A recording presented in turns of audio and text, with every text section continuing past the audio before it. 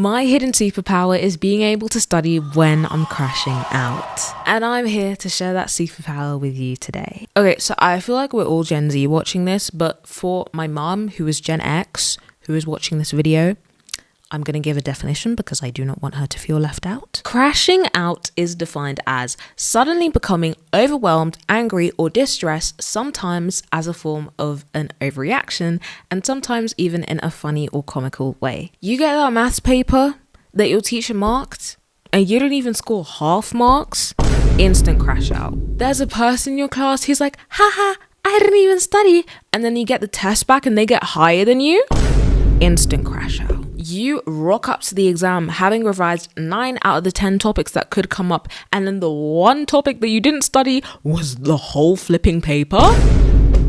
Instant crash out. You could also be crashing out over non-school related things, family issues, friendship issues, relationship issues, anything. Really, my point is that you were probably having a valid crash out, and you probably still need to study. So let's first differentiate between the emotional state of crashing out and the action of crashing out, because these are two different things. You can crash out with a minimal reaction like, oh man, what am I doing with my life? Or you can crash out big time, and I mean like flip out at everyone and everything, and I think you already know what I'm gonna say. The emotion is simply that, an emotion. You can use it to help you, or you can use it to hinder you. For example, jealousy, okay? I might even make an entirely separate video on this because jealousy is such a powerful emotion, right? Being jealous of other people's grades actually motivated me to work harder and study harder and get better grades. So here's what I do, okay? When I can feel myself crashing out, my first instinct is to do nothing. You just have to let yourself, okay? I rant on voice message to my best friend. I journal. I go to the gym and let off steam. Because the first rule of studying through a crash out is to accept the crash out. There is no point in trying to force yourself to power through some kind of study session at 100% maximum velocity when you know that you are not in the right emotional state for that. You don't need to be fine to be functional, but you do need to be honest with yourself. After you have accepted the crash out and you have allowed yourself to crash out, you now want to go into the first step of the process. Or maybe you should call it the second step because you just explained a step that you need to do. You know what? That was step 0. This is step 1. You want to anchor with a micro task, right? What you need is one small anchor, a micro task, something so easy that it feels stupid. And maybe it is a tiny bit stupid, like opening up a textbook. That's a micro task. Highlighting the topic title. That's a micro task. Copying out one key definition of a word you kind of already knew.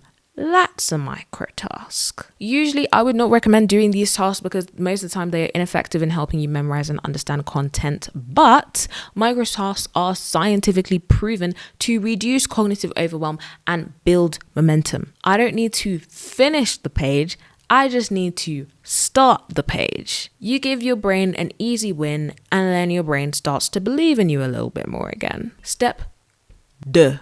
Use your study crash out kit. We can get a little creative here, okay? And add in some things that you know personally helps you. It's different for everyone and you get to study your own. You get to customize your own study crash out kit. Sorry, can you tell I'm getting excited? But my personal study crash out kit includes, headphones or earbuds, even better if they're noise cancelling. This would be such a good time for some sort of like earbud sponsor, but no earbud companies wants to sponsor me, so this is my time to plug myself in. My study playlist on Spotify. Okay, here's where I do get to plug myself in. Okay, go follow me on Spotify, and in the link in the description, I will share my study playlist. A 5-minute meditation on YouTube.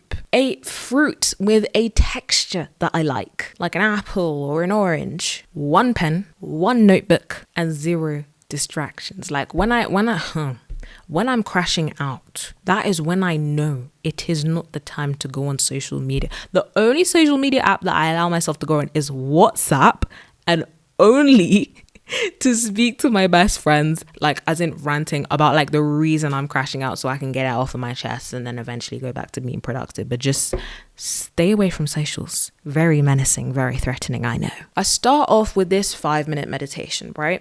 You don't need to be spiritual or religious or anything. It's literally just focus on your breathing and ground yourself back into the present moment, get into the right mind space. I can do a whole different video meditation if you want, and I will link some 5-minute meditations that have personally helped me. Doesn't even need to be 5 minutes. It can be 1 minute. It could be 2 minutes. It could be 30 flipping seconds. Whatever you want. I literally have to time myself after the meditation. Sorry, I didn't explain that properly. After the meditation, I literally have to time myself, okay? It's just 10 minutes. I say I am going to do this task for 10 minutes. No pressure to do it well. No pressure to do it perfectly. Just to do it. After that 10 minutes or however long is up, I get that fruit and I start munching. A little reward for just showing up, okay? I focus on the textures and the sensations in my mouth, and it also helps to ground me back into the present moment. Also, on a side note, make sure that you're eating and you're sleeping well, okay? Not eating well enough and not sleeping well enough plus crash out is equal to absolute abominable natural disaster. Okay, if you're not eating and sleeping well, it can increase the cortisol levels in your body, leading it to be too high, leading you to feel overly stressed when it's literally just your body reacting to a lack of sleep or a lack of nutrition. Step 3, turn the emotion into energy. Sometimes I angry study, but I am still studying. And that's the superpower, you see? What matters is not how you feel in the moment. What matters is how you translate that feeling. When I'm upset, I write down everything I'm thinking into a different notebook. That's part of the journaling process that we talked about in step 0, I think. I'm losing track of my own steps. And then I write down something next to it like, I might feel like crap, but this topic still matters and my future still matters. And if anything, it matters even more at this moment because that girl who is upset, who is angry, who is trying to take her power back deserves a better future. And I can give her that better future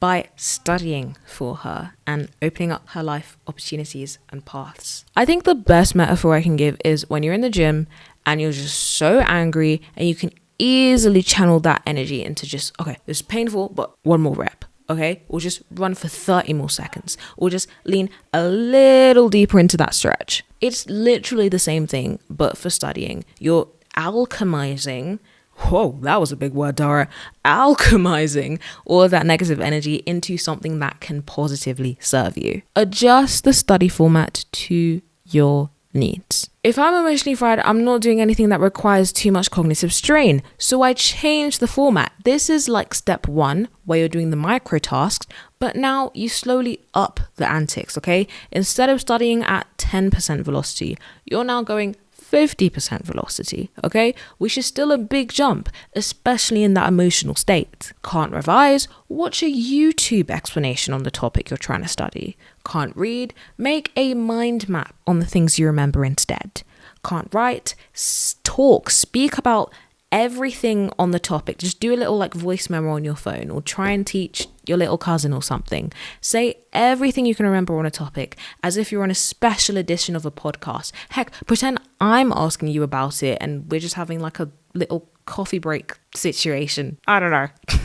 What's actually hilarious to me is that after all of these steps, okay, the little fruit break, the meditation, the micro tasks, the journaling, please English, Tara, the mindset reframing, and then on top of all of that, the push from 10% to 50%, by the end of that study session, sometimes I'm not even crashing out anymore. I'm actually feeling pretty okay and pretty motivated to continue doing some more work. So then sometimes I continue for like an hour or 2 more, and it was like, oh dang, I just got 3 hours of studying in, all because I just decided to start for 10 minutes, which is absolutely maddening. I would like to keep in mind that this shouldn't be your goal coming into the study sessions. It's more like if it happens, it happens, which oftentimes, at least for me, it does happen. But it's important to not go into the study session with that being the